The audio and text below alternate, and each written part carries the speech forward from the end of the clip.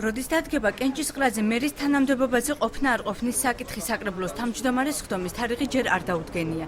რიგ გარეშე ხდომის თარიღის გაურკვევლობამ საკრებულოს წევრებში ეჭვი გააჩინა. ფრაქცია ნაციონალურ მოძრაობაში ამბობენ, რომ ხდომის გადადების საკითხს ირაკლი ჩავლეიშვილისათვის პრინციპული მნიშვნელობა აქვს. გიორგი კირთაძის თქმით, ახლანდელი ვიცემერი ჩავლეიშვილის გვერდის ავლით დაინიშნა, რამაც იგი გაანაწყენა.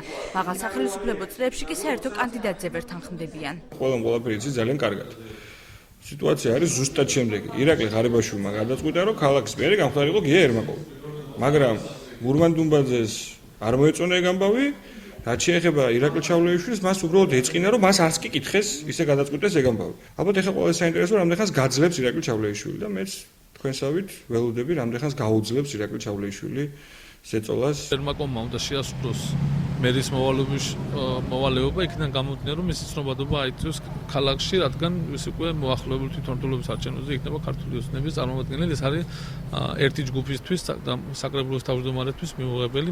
იმ კვირაში მაქსიმუმ თუ არ მოიწვია საკრებულოს თომა, მას იძულებით მოუწევს აღნიშნული გადაწყვეტილის მიღება და ის მოიწევს, რადგან ირაკლი ღარიბაშვილის კანდიდატურა უნდა შეასრულოს მოსილება და ირაკლი ჩავლეიშვილი არ არის ყველა ფიგურა, რომელმაც ამ გადაწყვეტებას გაუწევს წინააღმდეგობს. ხდომის დანიშვნისაგან ირაკლი ჩავლეიშვილის თავშეკავების მიზეზს ფრაქცია მაჟორიტარის წევრი პოლიტიკურ და პირად ინტერესებს უკავშირებს, თუმცა კონკრეტული განმარტებების გაკეთებისაგან გენოთებიძე თავს იკავებს. რადგან ირაკლი ჩავლეიშვილმა უნდა გაქცეთ ამ კონკრეტულ პასუხზე, კითხვაზე პასუხი. ვერ გეტყვით.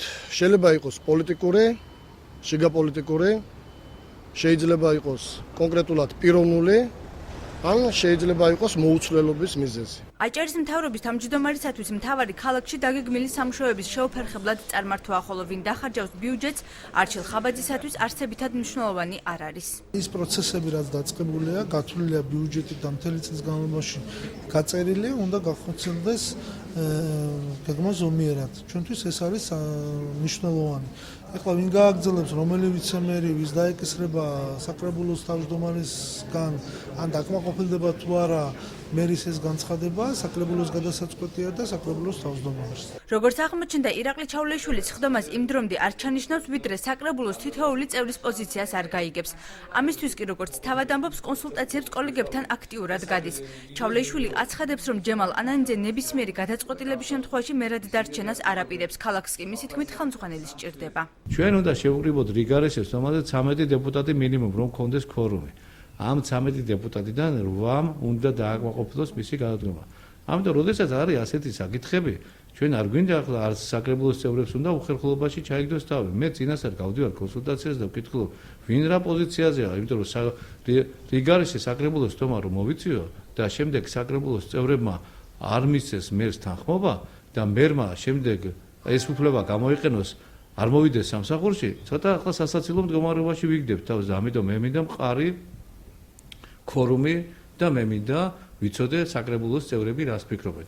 როგორც ქალაქის წარმომადგენლობითი ორგანოს თავმჯდომარე ამბობს, ხდომა სავარაუდოდ მომდევნო კვირაში გაიმართება.